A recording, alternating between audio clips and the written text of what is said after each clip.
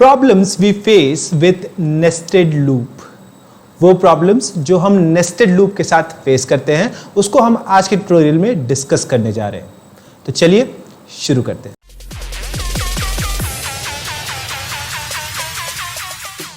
Hello everyone, welcome to Programming Perception. I'm Amit Kumar and this video is 26th tutorial of our video series BlueJ for 10th. और आज के tutorial में हम लोग basically देखने जा रहे हैं कि वो प्रॉब्लम्स कौन कौन सी हैं जो नेस्टेड लूप के साथ हम लोग फेस करते हैं और उसे कैसे रिजॉल्व करेंगे। मगर उससे पहले अगर आप चैनल पे पहली बार आए हैं और आपने अब तक सब्सक्राइब नहीं किया तो सब्सक्राइब करो, और चैनल पे आते रहो और सब्सक्राइब नहीं किया तो भी सब्सक्राइब करो यार। बेल आइकन पे क्लिक करो ताकि आप तक नोटिफिकेशन समय से पहुंचे और ताकि मैं वीडियोस फ्रीक्वेंटली आपके लिए अपलोड करता रहूं। अगर वीडियो आपको पसंद आती है तो लाइक और शेयर जरूर कीजिएगा, और वीडियो कैसी लगी, अच्छी लगी या बुरी लगी, उसके बारे में आप कमेंट जरूर कीजिएगा ताकि हम उसी हिसाब से अपने में इंप्रूवमेंट करें। तो चलिए शुरू करते हैं आज का ट्यूटोरियल और बात करते हैं उन प्रॉब्लम्स के बारे में जो नेस्टेड लूप के साथ हम लोग फेस करते हैं। मगर उससे पहले जरा देख लें कि नेस्टेड लूप क्या है। Nested loop nested if else की तरह है। जैसे कि नेस्टेड इफ एल्स में हमने पढ़ा था, एक इफ एल्स स्टेटमेंट के अंदर अगर एक और इफ एल्स स्टेटमेंट हो, सपोज एक इफ ब्लॉक है और उसके अंदर आपने एक और इफ ब्लॉक डाल दिया, या एक एल्स ब्लॉक के अंदर आपने इफ एल्स ब्लॉक डाल दिया, तो उसे नेस्टेड इफ एल्स कहते हैं। सिमिलरली अगर आप एक लूप के अंदर एक और लूप क्रिएट करते हैं तो उसे नेस्टेड लूप कहते हैं। ऐसे केसेस में, नेस्टेड लूप के केसेस में प्रोग्राम इवैल्यूएट कैसे होता है, प्रोग्राम एग्जीक्यूट कैसे होता है, उसके बारे में हम लोग देखते हैं, और वो कौन सी कॉमन मिस्टेक्स है जो हम लोग इसमें करते हैं वो भी डिस्कस करेंगे। और साथ साथ में ये भी देखेंगे कि नेस्टेड लूप का इस्तेमाल कहां-कहां प्रोग्रामिंग में किया जाता है। तो फर्स्ट कम फर्स्ट, सबसे पहले हम देखते हैं कि नेस्टेड लूप किस तरह से क्रिएट करते हैं और उसका एग्जीक्यूशन साइकिल क्या है। तो उसके लिए मैं अपने ब्लूजे में अपने ब्लूजे में अपना प्रोजेक्ट ओपन कर लें हम लोग, BlueJ for 10th। Okay fine. और अपने इस प्रोजेक्ट में मैं एक क्लास और या एक प्रोग्राम क्रिएट करने जा रहा हूँ नेस्टेड लूप के नाम से। Okay, not a new project, एक नई क्लास क्रिएट करने जा रहा हूँ। ओके, नेस्टेड लूप के नाम से। अब नेस्टेड लूप के इसमें एग्जांपल्स देखेंगे तो सबसे पहले हम बात करते हैं नेस्टेड लूप में हम किस तरह के लूप्स क्रिएट करेंगे।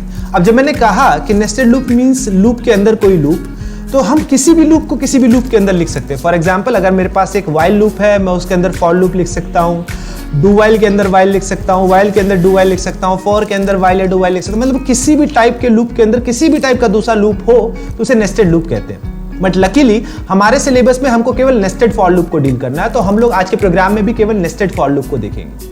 तो चलिए एक नेस्टेड फॉर लूप देखते हैं, और उसके लिए मैं एक एप्लीकेशन प्रोग्राम क्रिएट कर रहा हूं, और इसके अंदर मैं एक लूप के अंदर एक दूसरा लूप क्रिएट करूंगा, और कुछ बेसिक्स जिसको अगर आप याद रखें तो नेस्टेड लूप में आप कभी गलती नहीं करेंगे।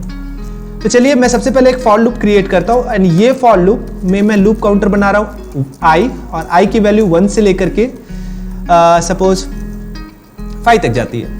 ओके, i की वैल्यू मैंने इंक्रीमेंट की।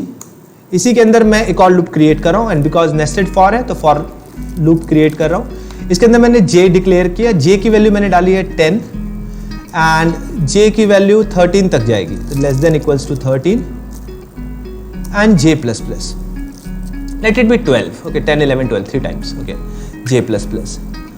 अब अगर मैं लूप्स की बात करूं तो there are 2 loops, right?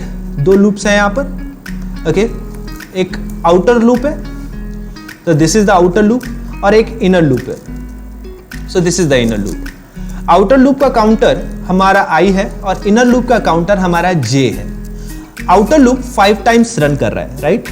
Because i 1 से लेकर 5 तक जा रहा है। इनर लूप 3 टाइम्स रन कर रहा है, 10 11 एंड 12 के लिए। अब क्योंकि इनर लूप आउटर लूप का हिस्सा है, अब यहीं पे बात आपको ध्यान देनी है, क्योंकि इनर लूप आउटर लूप का हिस्सा है, इनर लूप इटरेट करेगा आउटर लूप की हर एक इटरेशन के लिए।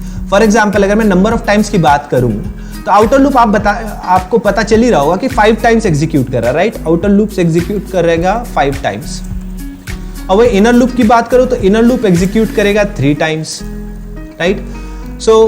अगर आप ये सोच रहे हो कि total number of iteration 8 times होगा, एक्चुअली वो तब आप डिसाइड करना जब आपको स्टेटमेंट के बारे में पूछा जाए। फॉर एग्जाम्पल, मैं यहाँ पे एक स्टेटमेंट लिख रहा हूँ, मैं यहाँ पे एक स्टेटमेंट लिख रहा हूँ, हेलो। ओके, अब अगर मैं आपसे पूछूं कि इस प्रोग्राम का आउटपुट क्या होगा, तो इस प्रोग्राम का आउटपुट तो हेलो होगा, बट कितने टाइम होगा? सो इस प्रोग्राम का आउटपुट हेलो 5 टाइम्स होगा। रीजन, क्योंकि जो मैंने स्टेटमेंट प्रिंट करने के लिए दिया है हेलो, ये स्टेटमेंट मेरे इनर लूप का पार्ट नहीं है। ओके, ये स्टेटमेंट मेरे आउटर लूप का पार्ट है। तो ये स्टेटमेंट कितनी बार इटरेट होगा? जितनी बार आउटर लूप इटरेट हो रहा है, दैट इज 5 टाइम्स। मगर इसी स्टेटमेंट को मैं अगर इनर लूप के अंदर डाल दूं, सपोज ये स्टेटमेंट यहां पर आ जाए, ठीक है। अब अगर हम सोचें कि ये स्टेटमेंट कितनी बार एग्जीक्यूट हो रहा है और आपका अगर आंसर है इस समय 3 टाइम्स एग्जीक्यूट हो रहा है, तो एक्चुअली टोटली ये 3 टाइम्स एग्जीक्यूट नहीं हो रहा। आप बोलेंगे ये क्यों? सर इनर लूप तो 3 ही टाइम्स एग्जीक्यूट हो रहा है और आपने हेलो स्टेटमेंट इनर लूप के अंदर लिखा है, तो इनर लूप अगर 3 टाइम एग्जीक्यूट होगा तो ऑफ कोर्स हेलो भी 3 टाइम एग्जीक्यूट होगा। तो एक्चुअली ऐसा नहीं है। इनर लूप खुद एक लूप के अंदर का पार्ट है, यानी इनर लूप आउटर लूप के अंदर का पार्ट है, जहां पे आउटर लूप 5 बार इटरेट हो रहा है। ओके, अब आउटर लूप की हर एक इटरेशन में, राइट, आउटर लूप के फर्स्ट इटरेशन में इनर लूप 3 बार इटरेट होगा, आउटर लूप के सेकंड इटरेशन में अगेन 3 बार इटरेट होगा, सो 3 + 3 6, आउटर लूप के थर्ड इटरेशन में अगेन 3 बार इटरेट होगा, 9, फोर्थ इटरेशन में फिर 3 बार इटरेट होगा, that makes it 12, and fifth iteration में फिर 3 बार इटरेट होगा, that makes it total 15 times. So inner loop का कोई स्टेटमेंट अगर होता है, नेस्टेड लूप के केस में जो इनर लूप होता है उसका स्टेटमेंट अगर कुछ होता है, तो वो टोटल नंबर ऑफ टाइम्स कितनी बार एग्जीक्यूट करेगा? Number of iteration of outer loop multiplied by number of iteration of inner loop. That will be total number of iterations. That will be total number of iterations of any statement present in the inner loop. Okay, I hope you got it. So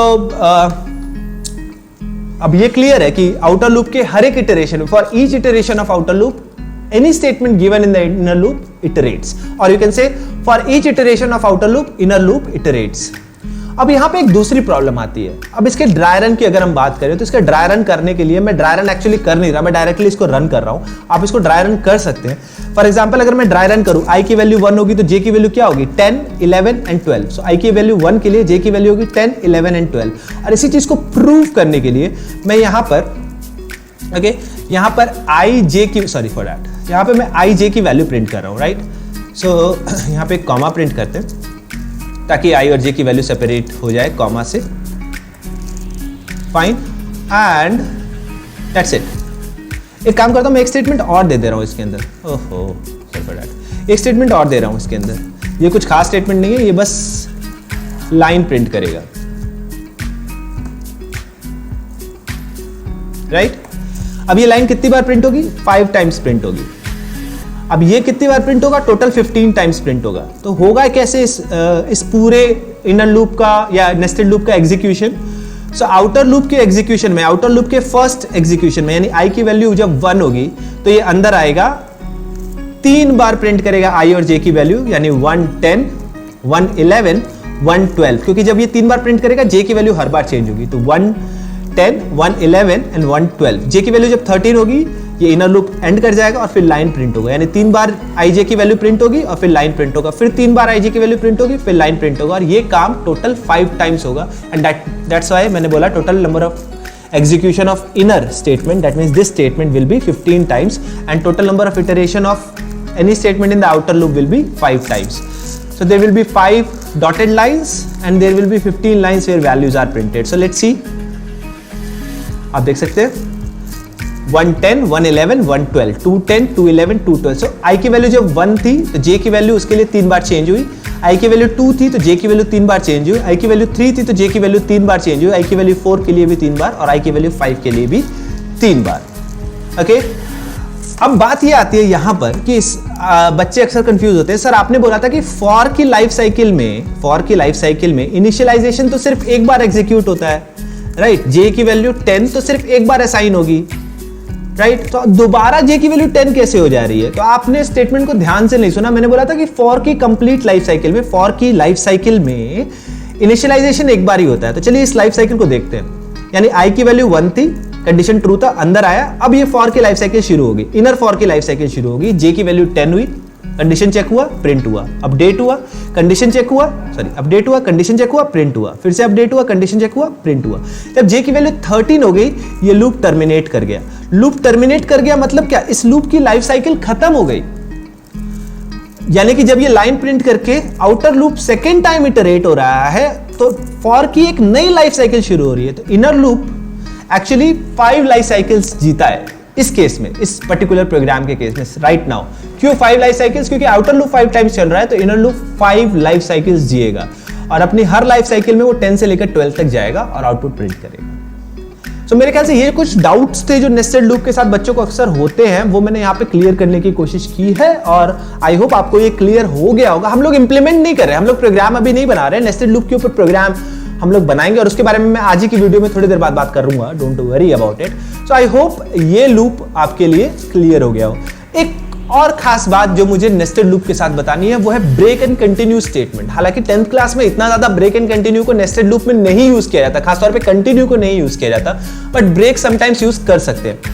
मैं आपको बता रहा हूं यहां पे क्या कि अगर हम ब्रेक करेंगे किसी भी नेस्टेड लूप के केस में तो जहां पे भी ब्रेक स्टेटमेंट एग्जीक्यूट होगा, जहां कहीं भी ब्रेक स्टेटमेंट एग्जीक्यूट होगा, वो ब्रेक स्टेटमेंट सिर्फ उसी लूप को टर्मिनेट करेगा, यानी करंट लूप को टर्मिनेट करेगा।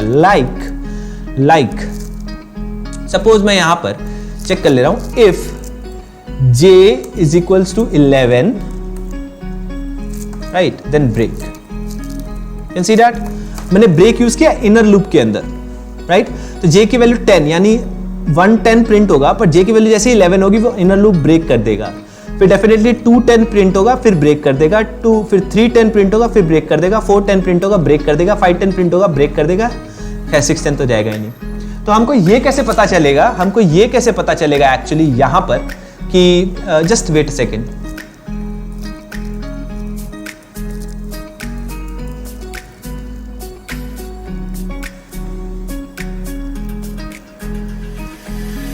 Okay, sorry for the interruption. So I was saying, मैं कह रहा था आपसे कि ब्रेक जब भी होगा तो इनर लूप ब्रेक होगा, क्योंकि मैंने ब्रेक स्टेटमेंट को इनर लूप में यूज किया, आउटर लूप ब्रेक नहीं होगा। और उसका सबूत ये होगा कि ये लाइन 5 बार प्रिंट करेगी, दैट मींस आउटर लूप बीच में कहीं भी ब्रेक नहीं हुआ है।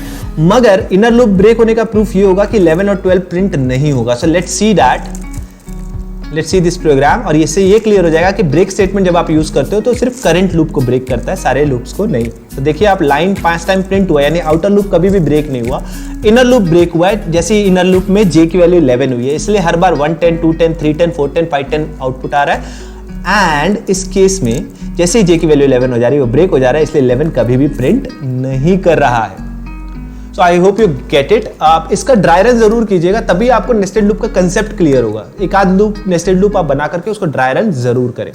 अब बात करते हैं कि नेस्टेड लूप का एप्लीकेशन क्या है। तो नेस्टेड लूप का एप्लीकेशन कई जगहों पे किया जा सकता है। फॉर एग्जांपल, कई सीरीज है जिनको आप नेस्टेड लूप के बगैर बना ही नहीं सकते। बहुत सारे ऐसे नंबर्स हैं, खासतौर पे नंबर्स, फॉर एग्जाम्पल मैं एक एग्जाम्पल बस ले रहा हूं अभी, जरूरी नहीं है कि नेस्टेड लूप से ही सॉल्व हो, उसको और तरीके से भी कर सकते हैं। लाइक हैप्पी नंबर, अगर हम हैप्पी नंबर का पता कर रहे हैं तो नेस्टेड लूप की मदद से बहुत आसानी से उसका प्रोग्राम बन सकता है, राइट। और खासतौर पे तब जब हम दो नंबर्स के बीच में काम कर रहे हैं, सपोज यूजर से 2 नंबर लेना है और उसके बीच के प्राइम नंबर्स प्रिंट करने, आपको नेस्टेड लूप चाहिए होगा जहां पे आउटर लूप उन दोनों, सपोज स्टार्टिंग पॉइंट और एंडिंग पॉइंट के बीच में चलेगा आउटर लूप, और लूप काउंटर की हर वैल्यू को आप चेक करोगे कि वो प्राइम है कि नहीं। तो एक लूप उसके अंदर चलेगा वो ये चेक करने के लिए कि वो प्राइम है कि नहीं। तो खास तौर के नंबर्स को फाइंड आउट करने के लिए जब भी आप रेंज ऑफ वैल्यूज के साथ काम कर रहे हो तब ये काम आता है, सीरीज में आपके काम आता है और पैटर्न प्रिंटिंग में काम आता है। तो नेस्टेड लूप के कई सारे यूज है, इनफैक्ट एरेज में भी काम आता है, 2D एरेज में खासतौर पर। क्लास 10th के सिलेबस में से हटा दिया गया है, बट मैंने आपको बताया था BlueJ for 10th में हम डील करेंगे। तो नेस्टेड लूप का 2D एरे में भी काम आता है। तो ऐसा नहीं है कि नेस्टेड लूप यूजलेस है या नेस्टेड लूप आपको काम नहीं आएगा। इनफैक्ट रियल लाइफ में नेस्टेड लूप का इस्तेमाल आप नॉर्मल लूप से कहीं ज्यादा करेंगे। सो आई होप आपके डाउट्स क्लियर हो गए हो नेस्टेड लूप के बारे में। आगे आने वाले ट्यूटोरियल्स में, like tutorial 27, tutorial 28, basically loops और नेस्टेड लूप के प्रोग्राम्स के ऊपर होगा। तो अब आगे वाले आने वाले ट्यूटोरियल्स में हम इन्हीं प्रोग्राम्स को देखेंगे। कल आई थिंक 8th, राइट, कल 8th of अगस्त को मैं आप लोगों के क्वेरीज एंड डिमांड के सेकेंड एपिसोड अपलोड करूंगा। आई होप मैं जल्द से जल्द उसको अपलोड कर सकूं। एंड फिर 9th of अगस्त को डेफिनेटली हम लोग अपने 5th विनर का अनाउंसमेंट करेंगे ऑफ एक्सरसाइज 5। सो आज के वीडियो ट्यूटोरियल में बस इतना ही। फिर से मैं वही कहूंगा कि सब्सक्राइब बटन पे क्लिक जरूर करो यार, ज्यादा से ज्यादा सब्सक्राइब करो, बेल आइकन पे क्लिक करो ताकि आप तक नोटिफिकेशन मिले। वीडियो पसंद आए तो इसे लाइक और शेयर जरूर करो, और कैसी लगे इसको कमेंट बॉक्स में बताओ। आप लोग के कमेंट्स, आप लोग के लाइक्स, आप लोग के सब्सक्रिप्शंस रियली बहुत इंपॉर्टेंट है, और ये एक इंस्पिरेशन सोर्स है मेरे लिए या किसी भी यूट्यूबर या किसी भी वीडियो क्रिएटर्स के लिए। सो That's it for today's video lecture. Hope to meet you in the next video lecture. तब तक के लिए thank you and happy programming.